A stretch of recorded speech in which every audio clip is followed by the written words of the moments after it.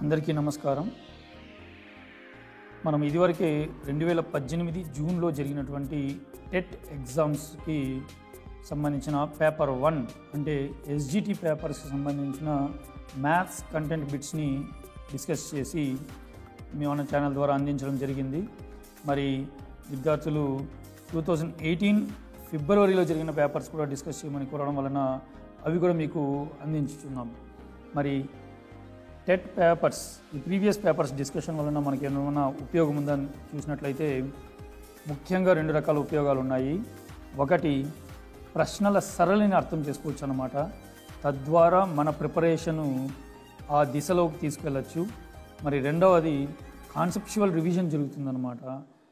తద్వారా ఏమవుతుందంటే మనం ఏ ఏరియాస్లో బలంగా ఉన్నాము, ఏ ఏరియాస్లో బలహీనంగా ఉన్నామో మనం తెలుసుకోవచ్చు. అలాగే ఏ ఏరియాస్లో మనం ఎక్కువ ఫోకస్ చేయాలో కూడా తెలుసుకోవచ్చు అన్నమాట. మరి మెగా నోటిఫికేషన్ రిలీజ్ అవుతుంది, మెగా డిఎస్సికి సంబంధించిన నోటిఫికేషన్ రిలీజ్ అవుతుంది అన్నటువంటి వార్తల నేపథ్యంలో మీరు మీ ప్రిపరేషన్ని ఇంకొంచెం ఇంటెన్సిఫై చేయాల్సినటువంటి అవసరం ఉంది. నోటిఫికేషన్ ఇంకా రాలేదు అని వేచి చూసే ధోరణిని మానుకోండి. నోటిఫికేషన్ రిలీజ్ అయ్యే టైంకి మన ప్రిపరేషన్ ఆల్మోస్ట్ కంప్లీట్ అయ్యే పరిస్థితిలో మనం ఉండగలగాలి. కుందేలు తాబేలు కథ మీకు తెలిసే ఉంటుంది. ఎవరైతే కంటిన్యూస్ ప్రిపరేషన్లో ఉంటారో వాళ్ళకి విజయావకాశాలు ఎక్కువగా ఉండేటువంటి అవకాశం ఉంటుందన్నమాట.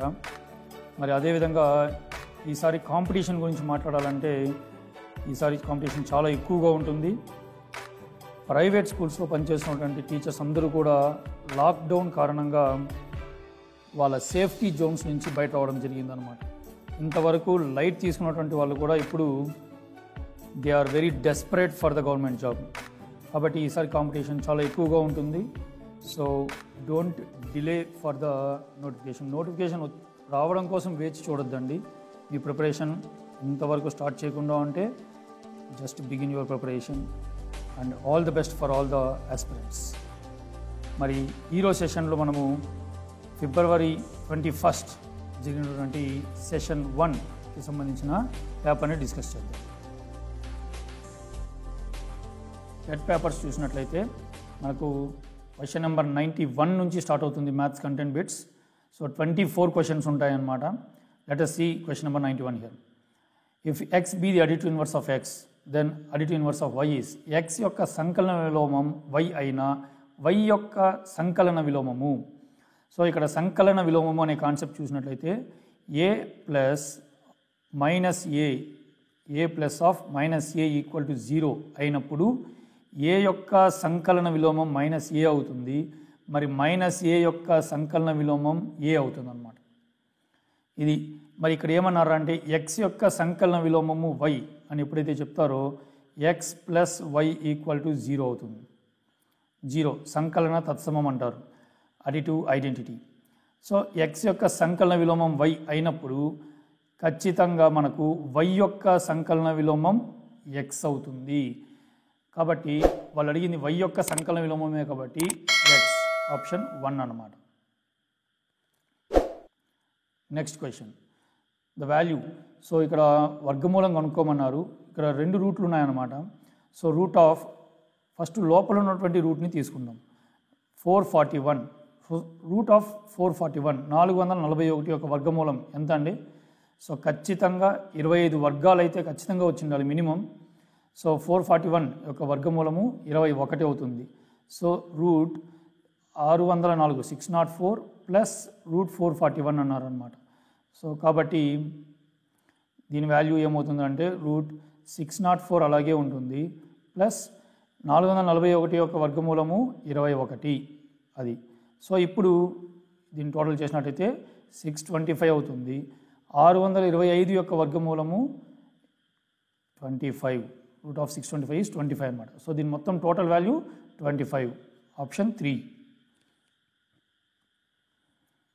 కింది వానిలో పైథాగోరియన్ త్రికము కానిది. సో పైథాగోరియన్ ట్రిప్లెట్ చూసినట్లయితే మనకు పైథాగోరియన్ ట్రిప్లెట్ అని వేటిని అంటారు అంటే ఒక రైట్ యాంగిల్ ట్రయాంగిల్లో ఒక లంబకోణ త్రిభుజంలోని భుజాలు కాగలిగిన సంఖ్యలను మనము పైథాగోరియన్ త్రికాలు అంటాం అన్నమాట. సో ABC ఇవి 3 ఈ లంబకోణ త్రిభుజం యొక్క భుజాలు అయినట్లయితే A square plus B square is equal to C square అవుతుంది. అంటే కర్ణము మీది వర్గము మిగిలిన రెండు భుజాల వర్గాల మొత్తానికి సమానం అవ్వాలన్నమాట. అప్పుడే వాటిని పైథాగరన్ త్రికాలు అంటారనమాట. అంటే they can form the sides of right angle triangle. So లంబకోణ త్రిభుజం యొక్క భుజాలు కాగలిగినవి. సో వీటిని చెక్ చేద్దాం. A square plus B square is equal to C square అవుతుందా కాదా? 3 స్క్వేర్ ప్లస్ 4 స్క్వేర్ ఫస్ట్ చూసినట్టయితే 3 square plus 4 square 3 square 9 plus 4 square 16 అంటే ఎంత అవుతుంది? 9 ప్లస్ 16 25. ఇది 5 స్క్వేర్కి సమానం అవుతుందా అంటే ఎస్ అవుతుంది. So 3 square plus 4 square is equal to 5 square అయింది కాబట్టి ఇవి పైథాగరన్ త్రికాలు అవుతాయి. మరి 6, 8, 10 చూసినట్లయితే 6 స్క్వేర్ ప్లస్ 8 స్క్వేర్ 6 స్క్వేర్ వచ్చి 36, మరి 8 స్క్వేర్ 64. ఈ రెండు టోటల్ చేసినట్లయితే 100 అవుతుంది. Is that equal to 10 square? 10 square 10 యొక్క వర్గానికి అది సమానం అవుతుందా అంటే ఎస్ అవుతుంది.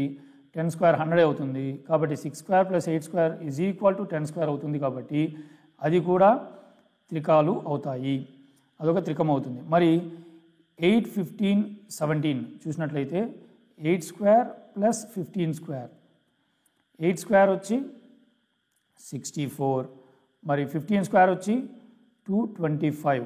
ఈ రెండింటిని యాడ్ చేసినట్లయితే మనకు 289 వస్తుంది. మరి ఇది 17 స్క్వేర్ అవుతుందా అంటే ఎస్ అవుతుంది. కాబట్టి ఇది కూడా ఒక పైథాగరన్ ట్రిప్లెట్ అవుతుంది అనమాట. మరి ఇంకా మనం చెప్పేయచ్చు, ఇంకా మిగిలిన ఆప్షన్ ఇదే కాబట్టి let us check it out. 10 square plus 24 square 10 square వచ్చి 100 అవుతుంది.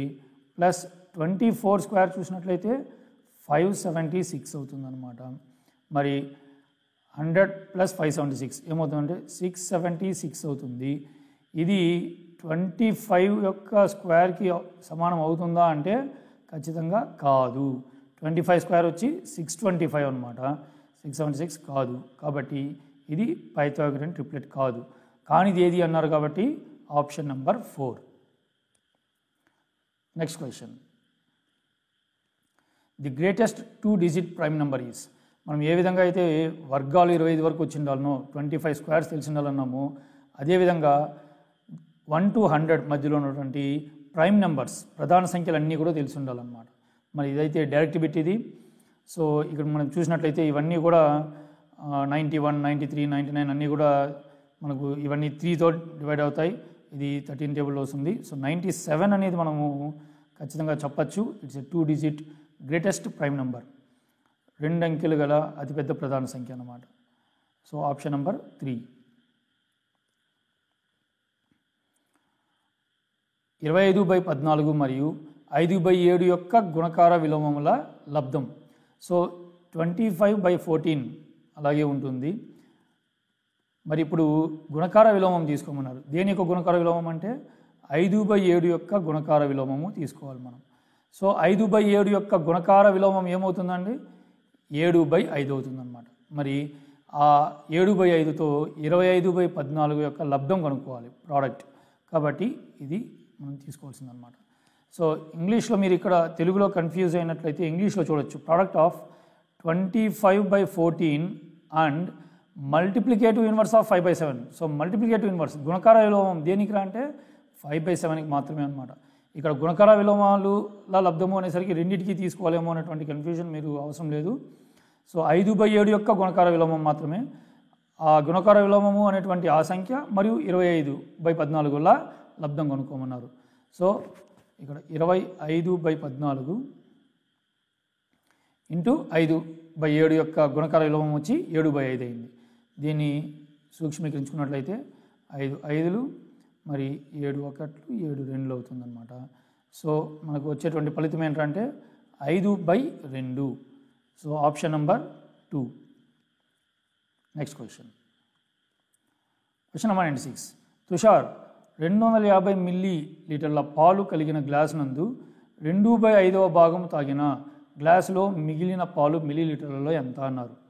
సో ఫస్ట్ ఇక్కడ ఈ ఫ్రాక్షన్ని గమనించినట్లయితే 2/5వ భాగము తాగేశారనమాట. మరైతే మిగిలిన భాగము ఎంత? సో మొత్తం 5 భాగాలు ఉన్నాయి, అందులో 2 భాగాలు తాగేశారు కాబట్టి ఇంకా మిగిలింది 5 భాగాలలో 3 భాగాలు మిగిలి ఉంటుంది. సో ఇది మిగిలిన భాగం. వాళ్ళు అడిగిన మిగిలిన పాలే కాబట్టి మనం కనుక్కోవాల్సింది 3/5 భాగం కనుక్కోవాలి. ఈ 3/5 భాగం దేంట్లో అంటే 250 మిల్లీలీటర్లలో, కాబట్టి ఇంటూ 250 250. సో క్యాన్సిల్ చేసినట్లయితే 5 1s 5 5s 25 and 0. సో 53 150 మిల్లీలీటర్ల పాలు ఇంకా మిగిలి ఉందన్నమాట. So option number 3. లేకపోతే 2/5 భాగం ఎంతో కనుక్కొని మొత్తంలోంచి తీసేసినా కూడా మనకు మళ్ళీ అలాగే వస్తుందన్నమాట. This is the best way. Next question. So 0.238కు సమానమైన భిన్నం. సో ఇది ఒక అంతమయ్యే దశాంశము. ఈ అంతమయ్యే దశాంశాన్ని మనము p/q రూపంలో రాయడానికి ఏం చేయాలంటే ఫస్ట్ పాయింట్ తీసేయాలి. పాయింట్ తీసేసిన మనకు వచ్చేటువంటి సంఖ్య ఏంటంటే 0238. 0238 అంటే అది 238, అది లవం అవుతుందన్నమాట. 238/1 వేసిన తర్వాత దశాంశ భాగం అంటే పాయింట్ కుడివైపు దశాంశ భాగంలో మనకి ఎన్ని అంకెలు ఉన్నాయో అన్ని జీరోలు ఉంచాల్సిన అవసరం ఉందన్నమాట. సో 238/1000 238/1000 అవుతుంది.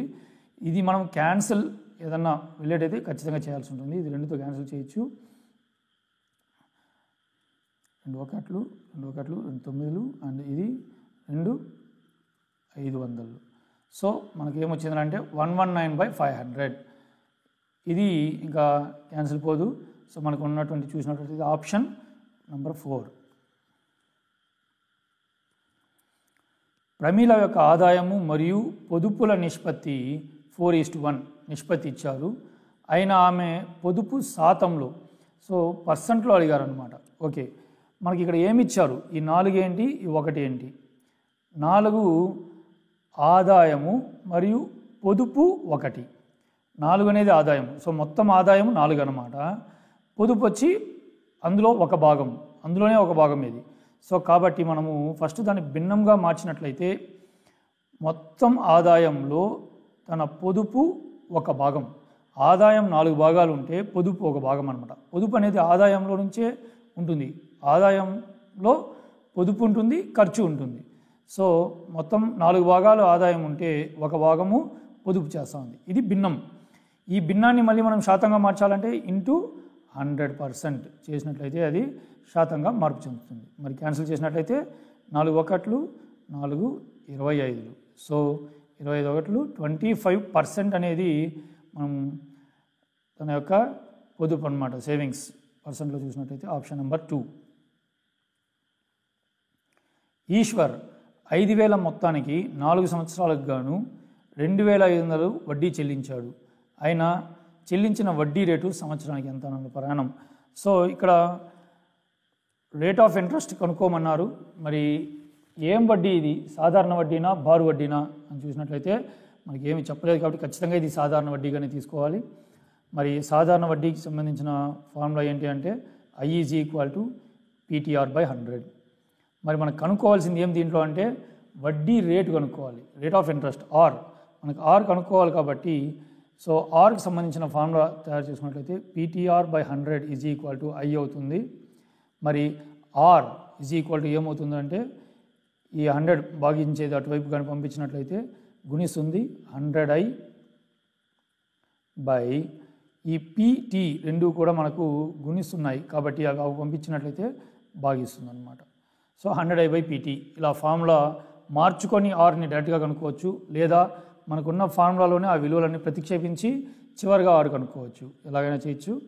సో దీన్ని వాల్యూస్ ప్రతిక్షేపిద్దాం. 100 × I అంటే వడ్డీ ఎంత అండి? ఇంట్రెస్ట్ 2500 రూపాయలు. సో 2500 P ప్రిన్సిపల్ అసలు ఎంత అండి? P అంటే ప్రిన్సిపల్ అసలు 5000 × T కాలము. సో ఎంత కాలం అని చెప్పారంటే 4 సంవత్సరాలు అని చెప్పడం జరిగింది కాబట్టి 4 years. ఇప్పుడు దీన్ని సూక్ష్మీకరించాలి. ఇక్కడ 2 zeros క్యాన్సిల్ చేద్దాం. మరి ఇక్కడ 1 0 క్యాన్సిల్ అవుతుంది. 5 1s 5 2s and similarly 2 1s 2 2s. So మనకి ఏం మిగిలింది అంటే ఒక 25 మిగిలింది, 25/2 అంటే 25/2 అన్నప్పుడు 12.5% అవుతుందన్నమాట. సో 12.5% ఆప్షన్లో మనకు మిశ్రమ భిన్నం లేదు కాబట్టి 12.5% అవుతుందన్నమాట. సో 12.5% అనేది ఆప్షన్ అవుతుందండి, ఆప్షన్ నెంబర్ 2. Next question. 5 వ్యక్తులు కలిసి ఒక పనిని 10 రోజులలో పూర్తి చేసిన అదే పనిని ఒక వ్యక్తి పూర్తి చేయగలిగే రోజుల సంఖ్య. సో ఇవి అనులోమ విలోమ పదాలకు సంబంధించినటువంటి ప్రశ్న, డైరెక్ట్గా చెప్పేయచ్చు.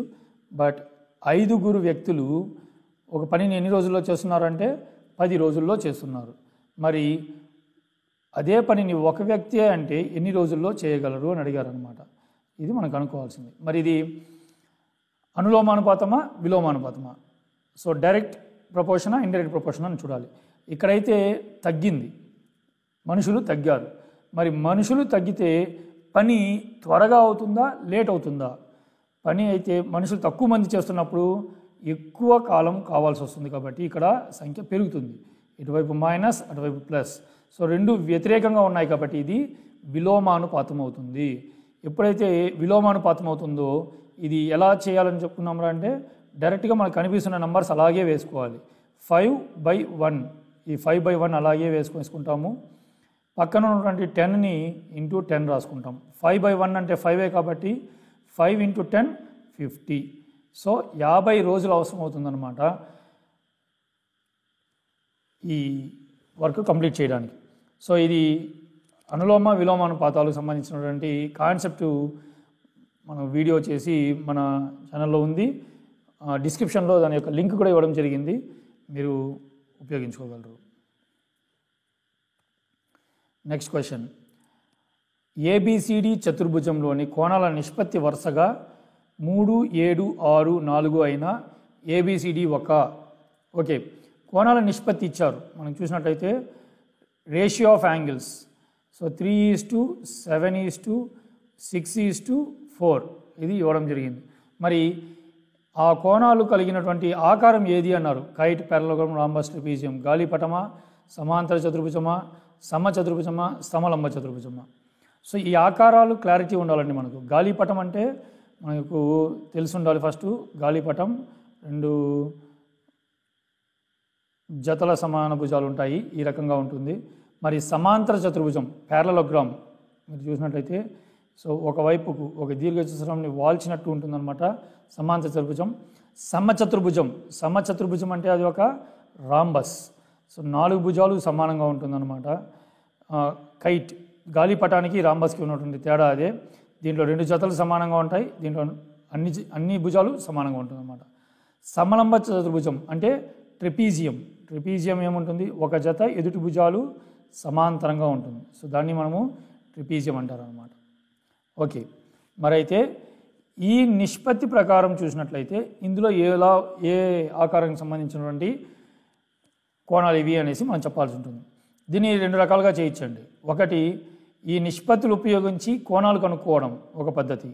ఎలా నిష్పత్తి ఉపయోగించి కోణాలు ఎలా కనుక్కుంటామంటే సో మీరు 3, 7, 10, 16, 20. సో 20 భాగాలు వచ్చి మనకు 360. చతుర్భుజంలో కోణాల మొత్తము 360 కాబట్టి 3 భాగాలు ఎంత, 7 భాగాలు ఎంత, 6 ఎంత, 4 భాగాలు ఎంత కనుక్కుంటే మీకు కోణాలు వస్తాయి. లేదు 3x, 7x, 6x, 4x వీటి మొత్తము 360 చేసి x విలువ కనుక్కొని మళ్ళీ 3x ఎంత, 7x ఎంత అని కనుక్కోవడం. అంటే కోణాలన్నీ కనుక్కొని ఈ లెక్కలో మనము చూడడం అనేది ఒక పద్ధతి.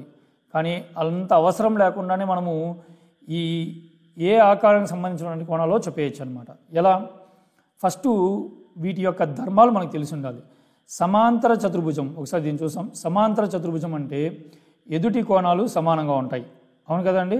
సో ఈ కోణాలు సమానంగా ఉంటాయి, అలాగే ఈ కోణాలు కూడా సమానంగా ఉంటాయి, ఈ 2 కూడా సమానంగా ఉంటాయి. అంటే ఇక్కడ ఒక 40 degrees ఉన్నట్లయితే ఇక్కడ కూడా 40నే ఉంటుంది. అలాగే ఈ 2 సంపూరకాలు అవుతాయి కాబట్టి ఇక్కడ 40 అయినప్పుడు ఖచ్చితంగా ఇది 140, మరి ఇక్కడ 140. అంటే మనకు 2 జతలుగా ఉంటుందన్నమాట. 40, 140, 40, 140 ఇలా ఉంటుంది. సో వాటి నిష్పత్తి కూడా ఆ రకంగానే ఉంటుందన్నమాట. ఇలా వేరువేరుగా ఉండే అవకాశము లేదు. కాబట్టి సమాంతర చతుర్భుజము కాదు అని మనం చెప్పేయచ్చు. మరి సమచతుర్భుజం రాంబస్ చూసినట్లయితే కూడా అలాగే ఈ రెండు కోణాలు సమానంగా ఉంటాయి, ఇక్కడ ఉన్నటువంటి రెండు కోణాలు కూడా సమానంగా ఉంటాయి. సమాంతర చతుర్భుజంలో లాగానే ఎదుటి కోణాలు సమానము కాబట్టి 4 వేరు కోణాలు ఉండే అవకాశము లేదు. సో ఇక్కడ మనకు ఈ నిష్పత్తులు చూసినట్లయితే 4 కూడా వేరు కొలతలు ఉన్నాయి కాబట్టి సమచతుర్భుజం కూడా కాదు, ఎలిమినేషన్ మెథడ్ అన్నమాట. మరి గాలిపటం చూసినట్లయితే కూడా ఇక్కడ కూడా ఈ జత కోణాలు సమానంగా ఉంటాయండి. ఈ జత సమానంగా ఉంటుంది, ఇవి వేరుగా ఉంటుంది. సో ఈ ఒక్క జత మాత్రము మనకు సమానంగా ఉంటాయి అన్నమాట. కాబట్టి ఒక జత కూడా ఇక్కడ సమానంగా లేదు కాబట్టి గాలిపటం కూడా కాదు. సో ఇది సమలంబ చతుర్భుజము అని మనము డైరెక్ట్గా చెప్పేయచ్చు. సప్తభుజి నందుగల కర్ణాల సంఖ్య. సో కర్ణాల సంఖ్యకు సంబంధించినటువంటి చిన్న ఫార్ములా ఏంటంటే n(n-3/2). n(n-3/2) ఇది n అంటే భుజాల సంఖ్య అన్నమాట. సో ఇప్పుడు సప్తభుజి అన్నారు. సప్తభుజి అంటే సెప్టగాన్ 7 భుజాలు గలటువంటి ఒక బహుభుజి అనమాట. సో n విలువ 7 అవుతుంది. అప్పుడు 7 - 3/2 అంటే 7 - 3 వచ్చి 4/2 అవుతుంది. సో 2 ఒకట్లు 2 రెండ్లు 7 14 కర్ణాలు ఉంటాయన్నమాట ఒక సప్తభుజికి. Option number 3. అడ్డు మరియు నిలువు సౌష్ఠవ రేఖలను కలిగి ఉన్న ఆంగ్ల అక్షరం. The English alphabet that has both horizontal and vertical lines of symmetry. So వీటిలో చూసినట్టయితే మనము చెప్పేయచ్చు చక్కగా ఎక్స్. సో సిమెట్రీ సౌష్ఠవ రేఖ అనేది ఏంట్రా అంటే ఏ రేఖ ద్వారా అయితే మనకు 2 సమాన భాగాలు ఏర్పడతాయో, సో ఇప్పుడు ఈ రేఖ ద్వారా మనము మడిచినట్లయితే పై భాగం కింద భాగానికి కరెక్ట్గా సరిపోవాలన్నమాట. కరెక్ట్గా దాని మీదే వచ్చి పడాల్సి ఉంటుందన్నమాట. అటువంటిదే సౌష్ఠవ రేఖ. మరి అడ్డంగాను ఉంది, మరి అలాగే చూసినట్లయితే నిలువుగా కూడా వస్తుందన్నమాట. ఇలా నిలువుగా మడత పెట్టినా కూడా మనకు ఈ భాగం వెళ్ళి ఖచ్చితంగా ఆ భాగం మీద పడుతుంది. కాబట్టి దీనికి 2 ఉంది, అడ్డంగా ఉంది, నిలువు రేఖ కూడా ఉందన్నమాట. మరి ఈ చూసినట్లయితే దీనికి నిలువుగా రాదు, కేవలం అడ్డంగా మాత్రమే వస్తుంది. ఎం చూసినట్లయితే మనకి ఇది కేవలం నిలువు సౌష్ఠవ రేఖ మాత్రమే రావడం జరుగుతుంది. కేకి కూడా ఆ రకంగా ఓన్లీ అడ్డు సౌష్ఠవ రేఖ మాత్రమే రావడం జరుగుతుంది అన్నమాట, నిలువుగా అవకాశం లేదు. సో కాబట్టి ఆప్షన్ నెంబర్ 1. 2 పూరక కోణాల భేదం 30 డిగ్రీలు అయిన ఆ కోణాలు. సో పూరక కోణాలు అంటే ఏంటండి? వేటిని పూరక కోణాలు అంటారు? What are complementary angles? 2 కోణాల మొత్తము 90 డిగ్రీలు అయి ఉండాలండి. 2 కోణాల మొత్తం 90 డిగ్రీలు అయితే వాటిని పూరక కోణాలు అంటారు. సో ఇక్కడ మనం చూసిన వెంటనే 2 కోణాల మొత్తం 90 అవుతున్నాయా అంటే ఈ 2 కావడం లేదు కాబట్టి వీటిని ఎలిమినేట్ చేసేయచ్చు. మరి ఇది కూడా కావడం లేదు, 20, 50 యాడ్ చేస్తే మనకు 17 అవుతుంది, ఇది కావడం లేదు. సో చాలా సింపుల్గా ఇచ్చేసారనమాట ఆప్షను. 30 and 60 వాటి మధ్య భేదం కూడా 30, అది సరిపోతుంది. ఫస్ట్ పూరక కోణాలు అంటే వాటి యొక్క భేదము 90 డిగ్రీలు ఉండాలన్నమాట. సో వాటి యొక్క మొత్తము 90 డిగ్రీలు ఉండాలి కాబట్టి ఆప్షన్ నెంబర్ 2. దీర్ఘచతురస్రం యొక్క పొడవు 12 సెంటీమీటర్లు మరియు కర్ణం 15 సెంటీమీటర్లు అయిన దాని యొక్క చుట్టుకొలత. So perimeter of the rectangle కనుక్కోమన్నారనమాట. లెంత్ ఇచ్చారు. సో ఒక దీర్ఘచతురస్రం యొక్క పొడవు ఇవ్వడం జరిగింది. ఎంత అండి? 12 సెంటీమీటర్లు. మరి దాని యొక్క కర్ణం ఎంత? కర్ణం ఇచ్చారు, వెడల్పు ఇవ్వకుండా కర్ణం ఇచ్చారనమాట. కర్ణము 15 సెంటీమీటర్లు ఉంది. మరి అయితే చుట్టుకొలత కావాలి. చుట్టుకొలత కావాలంటే మనకు ఖచ్చితంగా వెడల్పు ఎంతో తెలియాలి. మరి వెడల్పు ఎలా కనుక్కోవడం? మనము దీర్ఘచతురస్రంలో కాబట్టి ప్రతి కోణము కూడా లంబకోణం అవుతుంది. అప్పుడు ఈ ABCD అనేటువంటి దీర్ఘచతురస్రం తీసుకున్నట్లయితే ABC అనేది ఒక లంబకోణ త్రిభుజం అవుతుందన్నమాట. అప్పుడు మనము పైథాగరన్ సిద్ధాంతం కానీ ఉపయోగించినట్లయితే AC² కర్ణము మీది వర్గము మిగిలిన 2 భుజాల వర్గాల మొత్తానికి సమానం అవుతుంది. మిగిలిన 2 భుజాల వర్గాల మొత్తానికి సమానము. సో దీని కానీ చూసినట్లయితే AC² అంటే 15² is equal to AB 12² plus BC². So మనకు కావాల్సింది 15² ఎంత అండి? 225 ఈజ్ ఈక్వల్ టు 12² వచ్చి 144 ప్లస్ BC² అలాగే. సో మనకు బీసీ స్క్వేర్ కనుక్కోవాలి కాబట్టి BC square is equal to 225 ఈ 144 పంపించినట్లయితే -144 అవుతుంది. 224 - 144 is equal to BC square అనమాట, -144.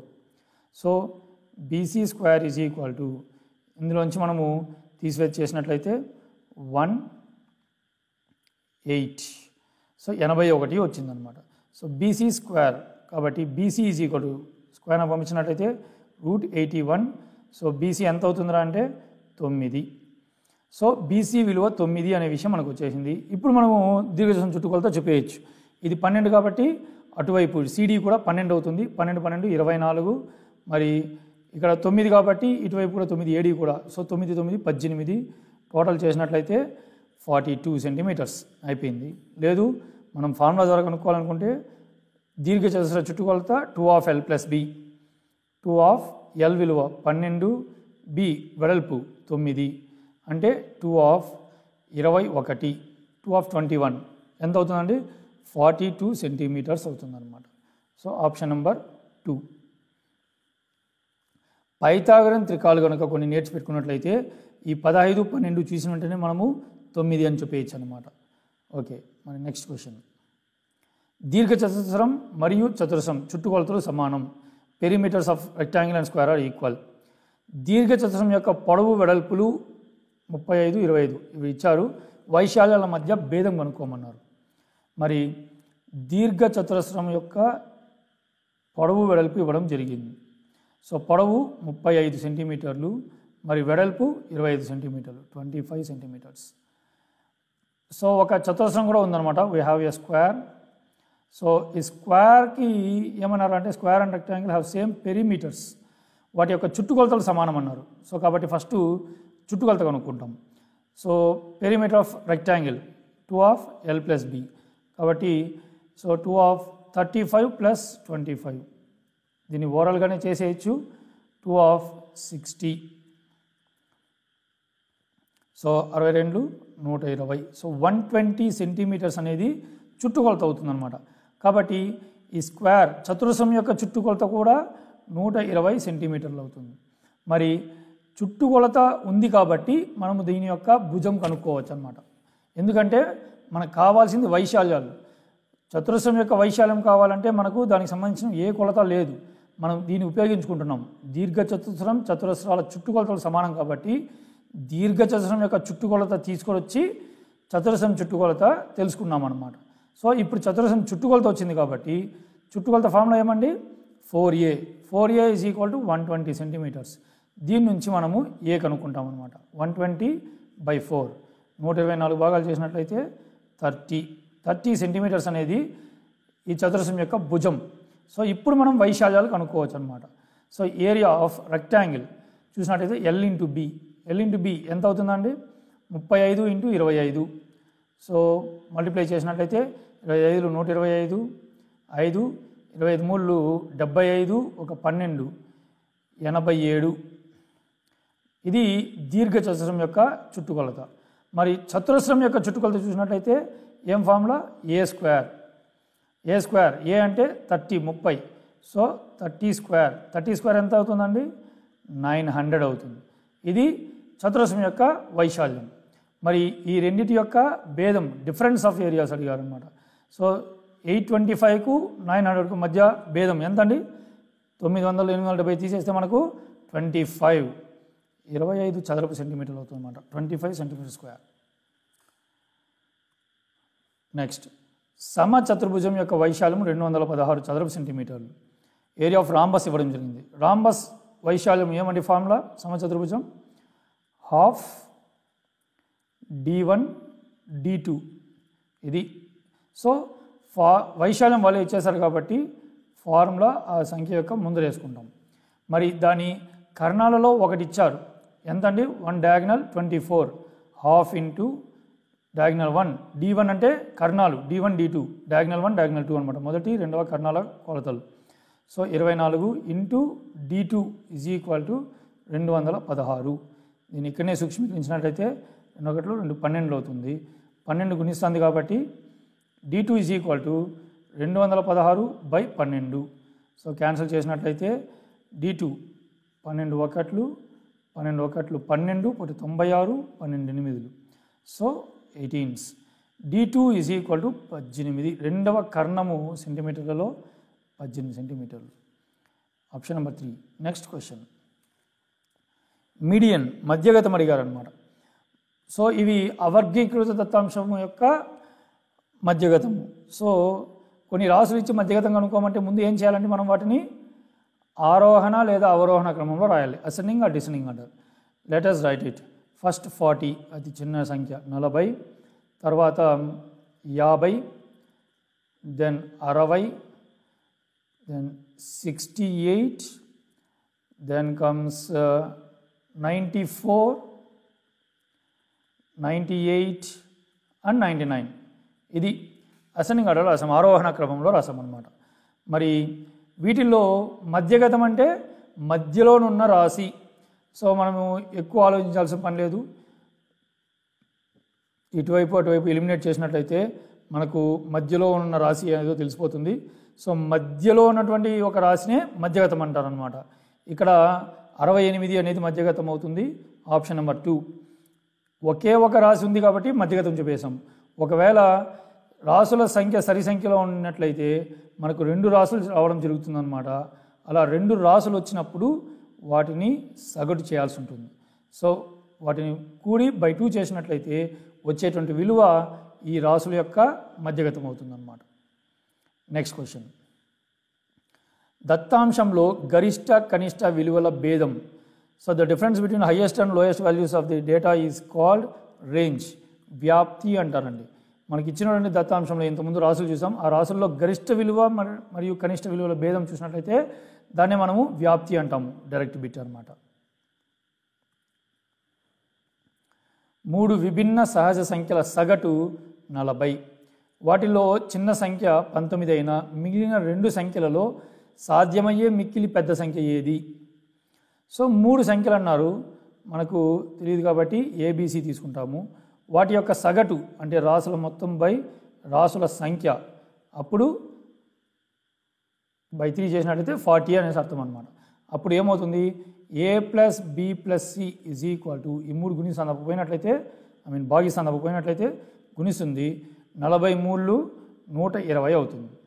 సో ఆ 3 సంఖ్యల మొత్తము 120 అన్నమాట. మరి ఇక్కడ ఏమన్నారు అంటే వాటిలో చిన్న సంఖ్య 19. ఏ అనేది చిన్న సంఖ్య అనుకుంటాము, అది 19 అనుకుంటాము. So A value 19. So 19 plus B plus C ఎంత అవుతుందంటే అంటే 120 అవుతుంది. అప్పుడు బి ప్లస్ సి మాత్రం ఏమవుతుందంటే 120 మైనస్ 19 అంటే ఎంత అండి? 101. సో బి ప్లస్ సి మిగిలిన 2 రాసుల మొత్తము 101. సో మనము బికు సికు ఏదైనా విలువలు ఇవ్వచ్చు. మరి వాళ్ళు అడిగింది ఏంటంటే సాధ్యమయ్యే మిక్కిలి పెద్ద సంఖ్య అన్నారు. కాబట్టి బి 1 అనుకున్నట్లయితే సి మనకు 100 అవుతుంది. 100 వరకు అవకాశం ఉంటుంది. కానీ ఇక్కడ గుర్తుంచుకోవాల్సిన విషయం ఏంటంటే వాటిలో చిన్న సంఖ్య ఉన్నటువంటి 3 సంఖ్యల్లో చిన్న సంఖ్య 19 అంటే 19 కంటే చిన్న సంఖ్య లేదు. సో 1 అనేది అవకాశం లేదనమాట బీకు. సో ఎంత తీసుకోవాలి? ఖచ్చితంగా 19 కంటే నెక్స్ట్ నెంబర్ ఏదన్నా తీసుకోవాలి. కాబట్టి ఖచ్చితంగా అవకాశం ఉన్నటువంటి సంఖ్య 20గా తీసుకోవచ్చు. 20 కంటే తక్కువ తీసుకునే అవకాశం లేదు. ఇది 20. బి 20 అయితే సికు సాధ్యమయ్యే విలువ ఎంత? 20 plus C is equal to 101. అప్పుడు C is equal to 101 minus 20 ఎంత అవుతుందండి? 81 అనమాట. So option number 3. ఇక్కడ గుర్తుంచుకోవాల్సిన విషయము బీసీలలో ఏ విలువలు ఇవ్వాలి? బీసీకు 2 కూడా టోటల్ చేసినట్లయితే 101 వస్తుంది. కాబట్టి నేను చెప్పినాను ఏ కండిషన్ లేకపోతే బి 1 అనుకోవచ్చు, సి 100 అనుకోవచ్చు. సో ఒకటి కనిష్ట సంఖ్య తీసుకుంటే ఇంకోటి గరిష్టంగా 100 వరకు ఉండే అవకాశం ఉంటుంది. కానీ 19 చిన్నది ఇచ్చినటువంటి సంఖ్యల్లో ఏబీసీలలో 3 19 చిన్నది కాబట్టి ఇంకా బీసీలు 19 కంటే కొంచెం ఎక్కువ ఉండాలి. కాబట్టి నెక్స్ట్ నెంబరే తీసుకున్నాం అనమాట. సో బీకు 20 అవకాశం ఇచ్చినట్లయితే నెక్స్ట్ సికు గరిష్టంగా 81 వరకు అవకాశం వస్తుందన్నమాట. సో సాధ్యమయ్యే సంఖ్య అన్నారు కాబట్టి 81 వరకు మనము ఆ సంఖ్యని తీసుకునే అవకాశం ఉంటుంది. నెక్స్ట్ క్వశ్చన్, దత్తాంశం యొక్క రెండు పరిశీలనలని పక్కపక్కనే సూచించే చిత్రము. సో పటచిత్రము, సోపాన చిత్రము ఇవి కానీ చూసినట్లయితే పటచిత్రంలో ఏముంటుందండి, పటాలు ఉంటాయన్నమాట. సో ఒక టీవీ ప్రొడక్షన్ కంపెనీ గురించి మనం చెప్తున్నారు అంటే టీవీలు ఇచ్చింటారన్నమాట మనకు. సో ఇవి రెండు దత్తాంశాలను సూచించవు. సోపాన చిత్రం కూడా అంతే. సోపాన చిత్రం అంటే హిస్టోగ్రామ్ ఎలా ఉంటుంది, మనకు బార్ గ్రాఫ్లో గ్యాప్స్ లేకుండా ఉంటుందన్నమాట సోపాన చిత్రం అనేది. సో ఇలా సోపాన చిత్రం ఇలా ఉంటుంది. ఇది ఒక దత్తాంశాన్ని సూచించగలుగుతుంది అన్నమాట. వృత్తరేఖా చిత్రం పై చార్ట్ అంటారు. పై చార్ట్ కూడా ఒక సమగ్రమైనటువంటి ఇన్ఫర్మేషన్ని భాగాలుగా సూచించగలుగుతుంది. మరి రెండు వరుసల కమ్మీ చిత్రం మాత్రమే రెండు పరిశీలనలను చూపించేటువంటి అవకాశం ఉందన్నమాట. దీన్ని మనం డబల్ బార్ గ్రాఫ్ అంటాము. సో ఏ యొక్క మార్కులు, బి యొక్క మార్కులు వివిధ సబ్జెక్ట్స్లో మనము చూపించే అవకాశము ఉందన్నమాట ఇలా డబుల్ బార్ గ్రాఫ్లో. సో ఇది తెలుగు, ఇది హిందీ, ఇంగ్లీష్ అలా అయితే ఇది ఏ మార్కులు, ఇది బి మార్కులు, ఇక్కడ ఏ ఇక్కడ బి, ఈ రకంగా డబుల్ బార్ గ్రాఫ్లో సూచిస్తారనమాట. సో కాబట్టి రెండు పరిశీలనల్ని, సో 2 సెట్స్ ఆఫ్ డేటాని ఒకేసారి పోల్చడానికి ఉపయోగపడేటువంటి గ్రాఫ్ రెండు వరుసల కమ్మీ రేఖా చిత్రం, డబుల్ బార్ గ్రాఫ్ అంటారు. నెక్స్ట్ ఆల్జీబ్రాకి ఈక్వేషన్ ఇవ్వడం జరిగింది. 5x/3 - 4 = 2x/5. అయితే మనకు x విలువ అడగలేదు, 2x - 7 విలువ అడిగారు. ఓకే, మరి దీన్ని సాధించినట్లయితే ఎలా సాధించవచ్చు? సో అనేక పద్ధతుల్లో సాధించవచ్చు. ఇక్కడనే మనం కసాగు తీసుకోవచ్చు, లేదా x పదాలు ఒకవైపు తీసుకొని స్థిర పదాలను ఒకవైపు పంపించవచ్చు. ప్లస్ 2x/5 వచ్చిందంటే -2x/5 అవుతుంది. -4ని ట్రాన్స్పోజ్ చేసినట్లయితే +4 అవుతుంది. సో 3, 5 కసాగు తీసుకొని చేయడం ఒక పద్ధతి. నాన్ మ్యాథ్స్ వాళ్ళకి ఈజీగా ఏం చేయొచ్చు అంటే కసాగు 3, 5, 15 కసాగు కాబట్టి ఆ కసాగుతో ప్రతి పదాన్ని గురించేసినట్లయితే మనము భిన్నాల్ని తొలగించేయచ్చు అనమాట. ఇది నాన్ మ్యాథ్స్ వాళ్ళ కోసం చెప్తున్నాము. 3, 5 హారాలలో ఉన్నటువంటి 3, 5 సంఖ్యల కసాగు 15 అవుతుంది కాబట్టి ప్రతి పదాన్ని కూడా నేను 15తో గుణిస్తాను అనమాట. -2x/5 × 15. అలాగే ప్రతి పదాన్ని అన్నాము కాబట్టి 4 × 15. ఇలా చేసినట్లయితే ఏమవుతుందండి, 3 1లు 3 5లు, అలాగే 5 1లు 5 3లు. సో భిన్నాల్ని హారాల్ని భిన్నాల్ని తొలగించేయచ్చు అనమాట. 5x × 5 5 5లు 25x అవుతుంది, 25x. -2x × 3 అంటే 2 3లు 6, 6x = 15 4లు 60. సో ఇది ఒక పద్ధతి మాత్రమే, మీరు కసా కనుక్కొని కూడా చేయొచ్చు ఇలాగే. సో ఇప్పుడు 25xలోంచి 6x తీసేసినట్లయితే 19x = 60. So x value ఎంత అవుతుందండి, 60/19 అవుతుంది. సో x వాల్యూ అడగలేదు మనల్ని కాబట్టి చూడొద్దండి ఆప్షన్స్. మనం అడిగింది ఏంటి, 2x - 7 మళ్ళీ అడిగారు. 2x అంటే xని 2తో మల్టిప్లై చేసి 7ని తీసివేయాలి. So 2x - 7, so 2 × x, so 2 × 60/19 -7. So కాబట్టి 62 120 క్యాన్సిల్ పోదు కాబట్టి 120/19 -7.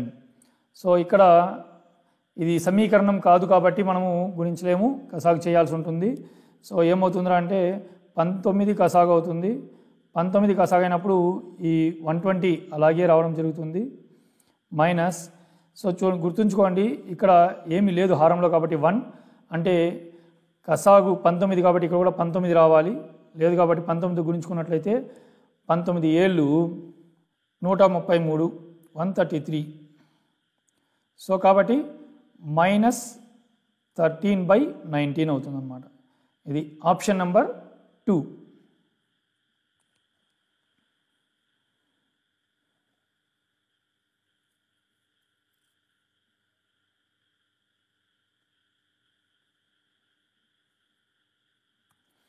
Next question.